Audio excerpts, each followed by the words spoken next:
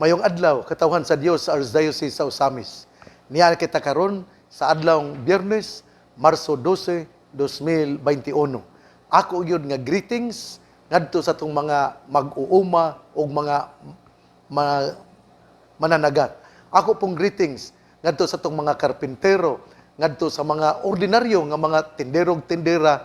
Greetings po nako dina sa mga katawhan nga nagtrabaho sa Gaisano.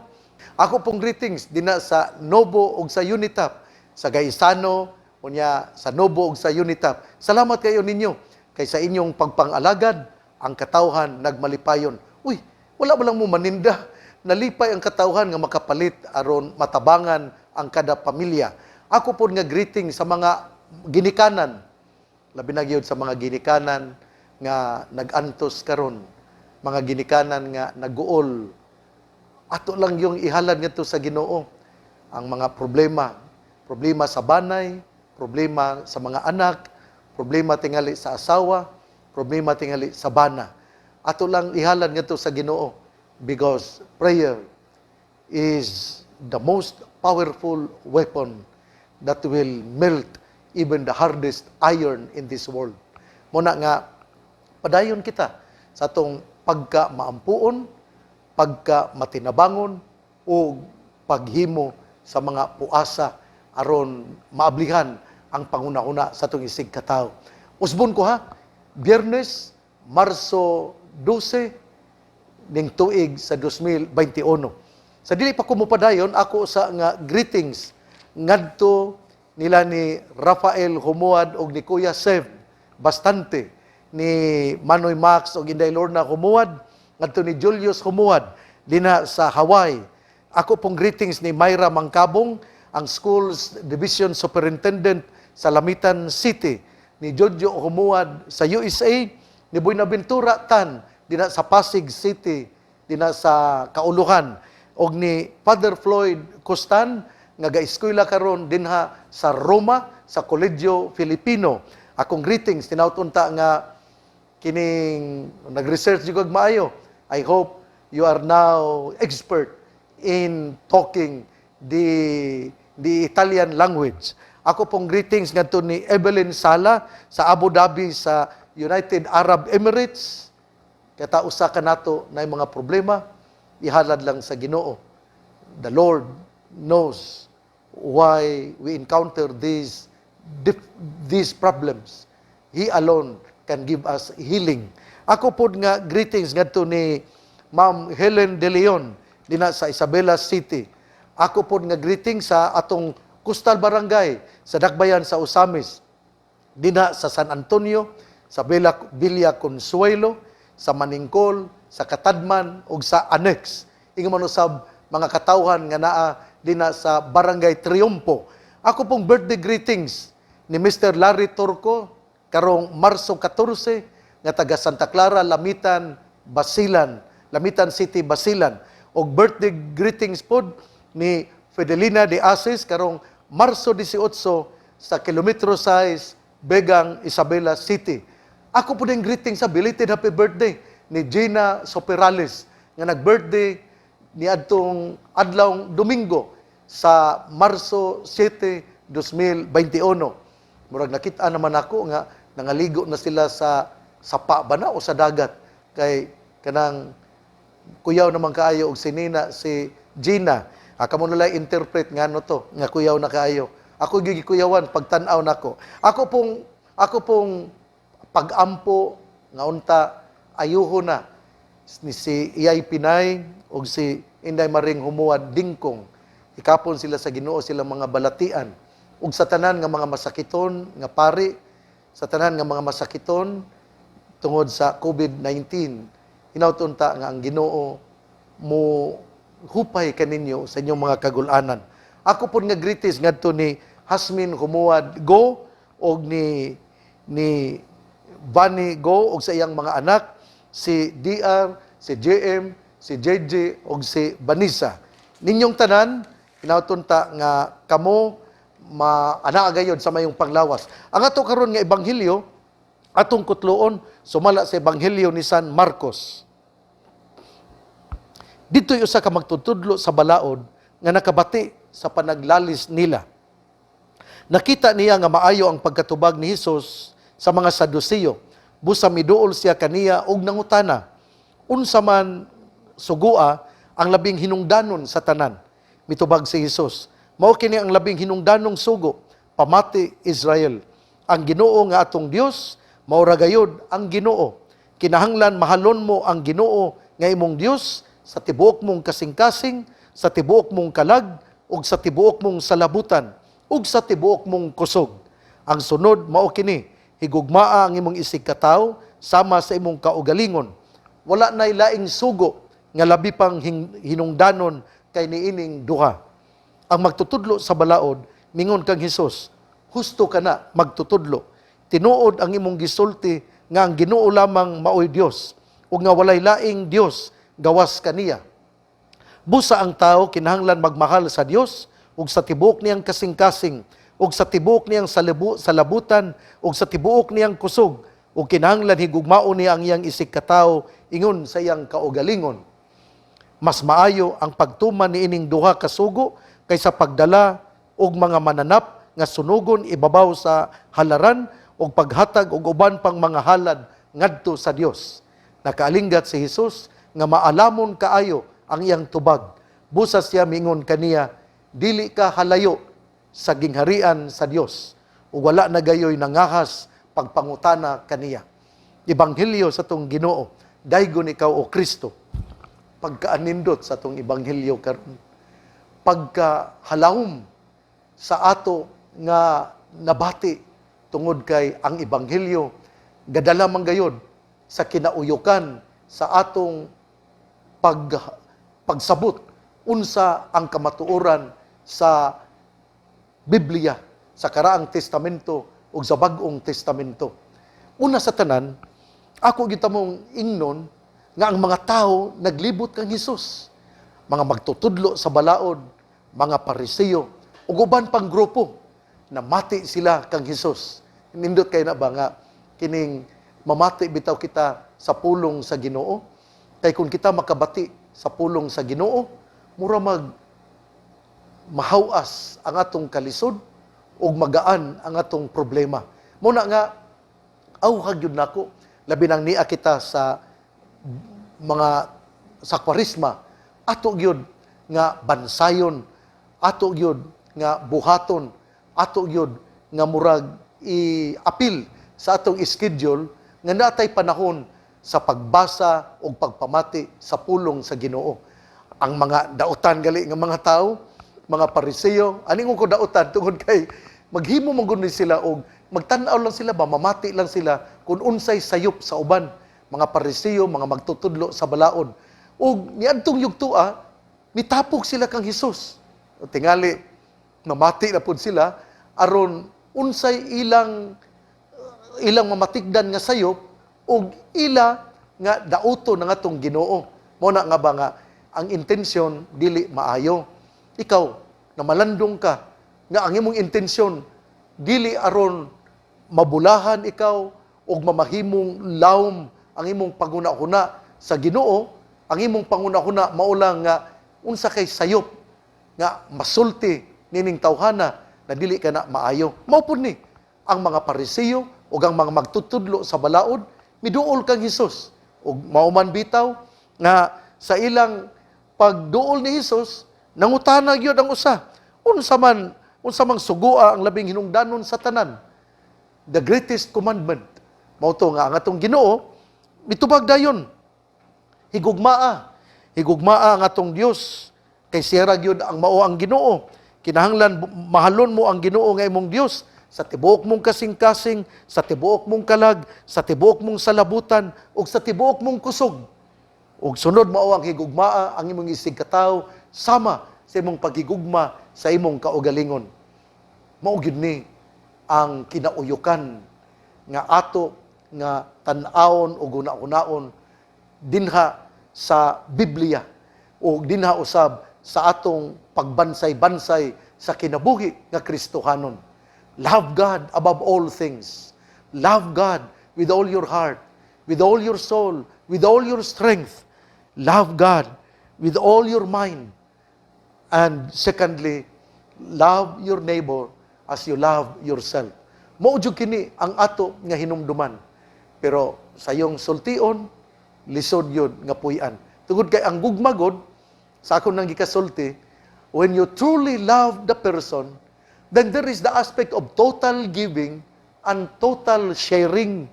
Unya, kung mahigugma ka gali, walay taksanan ang imong paghigugma. Walay limit ang imong paghigugma. O wala dili kini mo tan-aw kung unsa ka sa imong pagkatao. Ang imo lamang gitan-aw mao nga siya imong gihigugma. Love transcends race. Love transcends faith. Love transcends who you are. Kaya ang imong gihigugma, mao lamang ang imong isigkatao. Ug wala nimo siya tan-awa kung unsa nga bulok ang iyang pagkatao. Mao gyud ni pirmi na kong gisulti ba nga kining kung mahigugma ka niadtong mga maayo rang tao, dili ka na maayo. Nindot man mahigugma ka. Ano bang mahigugma ra ka sa imo bitaw nga mga barkada, yang uban nga dili nimo barkada, dili nimo ka bricks, dili pod nimo siya tagdon o kining asikasuhon na dili gyud na maayo. Mao na nga ang paghigugma wala gyud limit. Ang paghigugma walay taksanan. Ang paghigugma wala gyud katapusan. Lisod. Muna akong gingon nga lisod na mahigugma ka oy. Lisod nang mahigugma ka. Mao na nga ang tao nga nahigugma murang buang. Mabida nga dunay kanta nga nagsalimuang, nang kanta nga kining nagsalimuang siya tungod kay ang iyang hunahuna ang paghigugma. Ug kay nahigugma siya, mura siyag nabuang.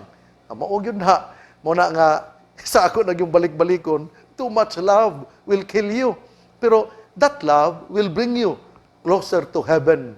Kung tinuod yun ang imong paghigugma, dadun ka gayon ngadto sa langit. Ug mao gyud ni. Ang paghigugma sa tong Ginoo, diin siya midupa sa krus alang kanatong tanan, usa ka pagpakita sa timaan sa iyang way puas ug sa iyang walay limit nga paghigugma. Unya, ningon ra ba ang ebanghelyo karon? Nga ang tinuod nga gugma, din ikaw mihalad sa imong kaugalingon, mihatag sa imong kaugalingon, mas maanindot pa kaysa halad sa mananap nga imong ihalad ngadto sa Ginoo. Mao man bitaw nga si San Mateo ningon gyud nga dili man ang halad nga mananap ang makapalangit nato. Dili man ang halad mao makapalangit gyud nato.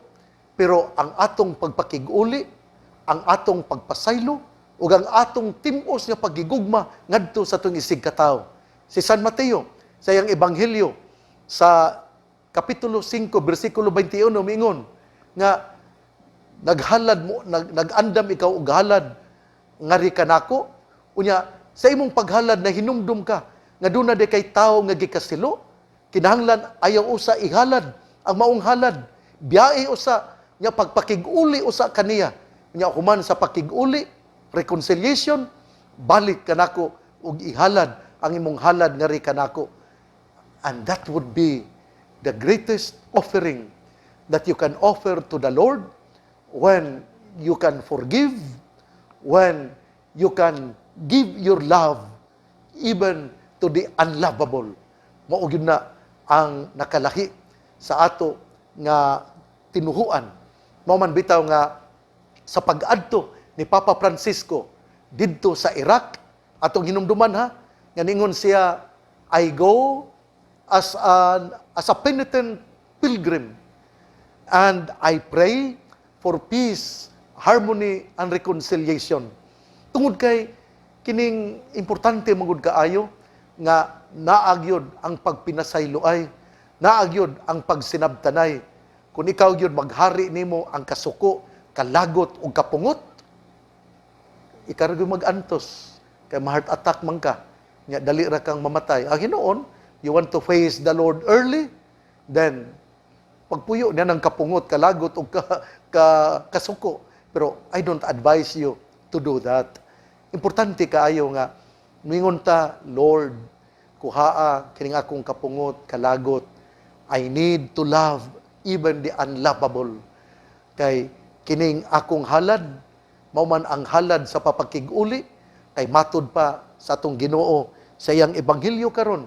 Sumala ni San Marcos sa kapitulo 12, versikulo 28-34, nga dili halad mananap ang makapalipay sa Ginoo, kundili ang ato nga paghatag, atong pagigugma, ang atong pagigugma ngadto sa Dios, din ato nga gipakita kini ngadto sa atong isig katawo. Kana bang imong higugmaon ba? Kana bitawng tao nga sinugdanan sa imong mga kalagot, sinugdanan sa imong kagulanan. Kana bitawng you love the person even if that person is the source of your pains, sufferings, and difficulties. In spite of that, you look at that person as the face of Jesus and you love him, you love her in spite of everything. Dili na sayon, oy, nga magtan-aw ka sa imong gikalagutan, nga pasayloon nimo tungod kay siya, anak sa Ginoo. Dili na sayon. Kanang magtan-aw ka sa kanang magsigig text nimo, nga sayang mga text, gidaot ka, pero inikita nimo, imo gyapon siyang timbayahon og ingnon, kumusta ka? Gimingaw biya ko nimo. Kanang hinaot unta nga kining maayo na ang imong panglawas karon. Kanang tawo nga magsigig kasuko, wala ba na magpuyo sa maayong panglawas. Kana biyang tao nga nagsigi og kapungot, kalagot, wa ba na magpuyo sa maayong panglawas. Muna nga timbayaha, ingnon nimo nga I pray for you that you will recover and you will have good health. Ya, mao gyud kana ang importante. Kay mao man ni ang unod. Mao man kini ang gisgutan sa ebanghelyo. Atong ihikling kanang mga tao nga nagdala og daotan, ato siyang tan-awon nga iyang gidala mao ang nga nangandoy siya sa gugmag kaluoy. Ug ikaw nga bisan siya sinugdanan si mong kapungot, kalagot ug kaguol, apan sa gihapon you say, I love you. You are my brother. You are my sister. Sus, no? Kung imo nang mahimo, pagkabulahan o pagkabalaan nimo kay ang Ginoo nga puyo sa imong kasing-kasing.